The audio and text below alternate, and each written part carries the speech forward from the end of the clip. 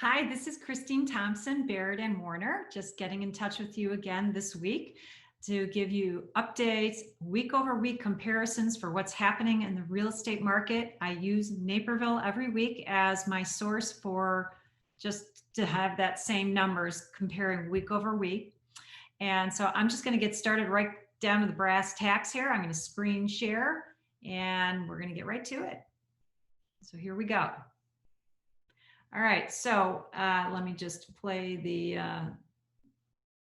that for you. Okay, so what we're looking at right here is a pie chart. This is from last week's show. You can see it says August 10th, and I like to focus on the green and the blue. So the green is talking about how many homes came active on the market, brand new. There were 105 a week ago that came on, and 107 went under contract. Now, I always like to point out, if you haven't watched this show before, when we see quote unquote new listings, some of these may not be unique. Perhaps a listing agent told their seller, let's cancel it off the market and then put it right back on as new. So that way, just to refreshen it on the market to in front of the buyer's eyes. So it may not be 105 actually unique new listings, but it's usually pretty close to it. 50% of those being canceled and renewed, not a chance. So it's pretty close to 105. We can see 107 went under contract. So if we had maybe 95 new listings, we're seeing that more homes are going under contract than what was new on the market in the last 7 days. That was a week ago. So let's take a look at this week. Whoops, sorry. This week, we saw 109 new and then 110 under contract. We're seeing the same, basically the same balance of numbers as the week prior and about just as active. So it's remaining a nice, solid market. Week ago, I showed these numbers. We saw that the active homes in the green bar, they were active on average 82 days on the market. The blue bar are the homes that went under contract. They averaged 52 days. So we can see that the homes that are priced right, they are sitting on the market shorter than what we're seeing for the active homes. So you sellers out there that are still active on the market, if you're exceeding the 52 days, that means you're probably not priced right, okay, for what your house is offering. Either change your price or change something in your house that will make it more attractive for the price that you want to get. Buyers are still demanding, even though we are in a seller's market. Okay, so don't get too spoiled by that. All right, so that's what we saw a week ago. This week we're seeing good job, sellers. You're listening. You're down to 60 days average on the market, and then under contract 62 days. So that means the homes that are coming on the market, you're pricing it well. Buyers are agreeing with what you're saying, and they're picking them up. So about a 2-month average to get homes sold. So that's pretty good. If you ever have questions about the close, we can see the properties that closed was 54 days. What that means is the homes that got contracts earlier in time, they sat on the home a little bit shorter than what we're seeing right now for homes that are getting contracts. So that would indicate we're not moving more into a seller market based on these numbers. But that's one way to skin the cat. Let's look at some other viewpoints too. Here we look at the number of showings averaged per listing that's active out on the market. Now we can see in July, we were around 1.3, and then moving into August, it bumped up to 1.55, and then again the next week, 1.65. This week we jumped down to 1.51. Still good number. That's still a seller's market, but it got a little bit softer out there. And because obviously the numbers changed because we saw less showings and a little more listings hitting the market, which I showed in that second to first graph, I'll say. So still a seller's market, but softened just ever so slightly. And then last week it was at 36 was the market action index number, a seller's market. Let's see what this week is, 37. So that's a little different look at everything compared to what we just saw on the average showings per listing. So I would say we're pretty much hovering and saying pretty much a flat market in that seller zone. It hasn't like spiked up or anything and getting a stronger seller's market, but it hasn't moved towards a buyer's market either. We're just maintaining where we're at.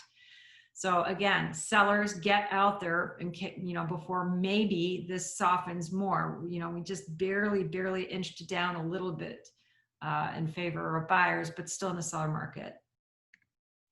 Interest rates, let's pay attention to those. A week ago, I had it at 30.06 for a 30-year fixed rate.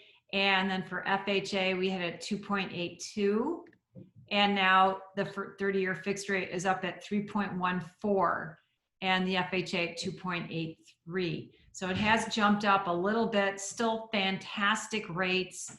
Again, it's going to depend on your profile. If you're planning on buying, sell your home, buy your next house, and you got to get your interest rate, talk to a lender and find out exactly what kind of rate you would be able to get, because there's a lot of variables that go into getting your rate. So this is a national average, okay? I like to talk about, buyers are asking, or people are asking, with the forbearance on mortgages, what's going to happen when that's all gone? Is the market going to start experiencing massive influx of distressed properties? People are going to walk away from their homes. It's all on our mind right now because, we've had these programs with COVID trying to help people out since they lost jobs. We know they can't pay their mortgages, but that's going to end. And what's going to happen? What can we anticipate? So this chart here is just showing the number of mortgages in active forbearance, and it's showing it week by week here, week by week. And we can see that the number of mortgages that are in active forbearance has subsided in July versus earlier. And then the next graph, this is interesting. 4,208,000 families got a forbearance on their loan, but only 2,588,000 were extended. They asked for an extension. They weren't allowed to get it because they didn't need it. And so this 1,233,000 were removed from the performance, and some expired while they were delinquent. And 182,000 of these, people actually paid off their mortgages. So going forward, this is really important to know. This is a span from 1999 all the way to 2020, because everyone's mind is about, well, what about when we had that other great recession and the real estate market just tanked and we had so many disclosures and distressed properties out there? The difference is that, first of all, even if the number of quarterly foreclosures today doubles based on, from what we have today going forward, this Atom Data Solutions indicates it's a possibility, it's not a given, and that it will only reach, historically speaking, a normalized range. We've been at a really low range of distressed properties, way below. And I keep telling investors, I don't have much for you out there. I have people calling, I want to buy short sales. I want to buy foreclosures. Why aren't you sending them to me? It's because they're hardly out there. It's like really dried up, which is great. So if we expect them to increase, once this forbearance is done, and there are going to be owners that just can't pick up their mortgage anymore, it's expected to go to a normalized range. And that's far below than what we experienced about 10 years ago. So we're not going to have this implosion on the real estate market and prices suddenly dropping and losing, hundreds of thousands of dollars on your house. It's not going to happen. Is it going to stay where it's at and continue to be a seller market and prices rising? Let's wait and see. So if you're thinking of selling, my advice to you is work on what you know today. We know how the market is today. It's good for sellers versus we don't know what's going to happen after elections and going into 2021 when this forbearance is done, and which homeowners are going to say, I'm walking. And if you don't want to take the risk of your neighbors walking from their homes or getting a foreclosure notice, now is the safe time to sell your house and know you can get your best price out of it. Okay. It's never easy moving. And sometimes you have to make that decision of saying, all right, it's not the easiest time to move, but if we want to maximize what we can get out of our house, we're just going to, put our, face down, grit our teeth, get through this process, and know that this is probably our best option right now to do.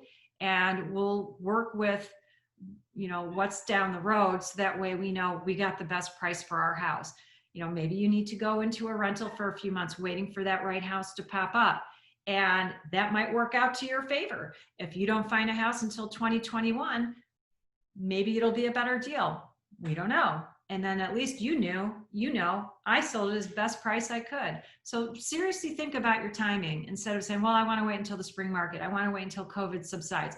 I think we're here for a while with masks and gloves and all of that. And we are continuing in our industry to keep all of you safe, having your homes shown and taking you into homes to show. So don't let that be a deterrent, because everyone else is dealing with it. It's very, very possible with all of the technology we have today. I'm doing 3D tours, Zoom meetings. I have clients that I've never met in person, and I've helped them buy and sell homes.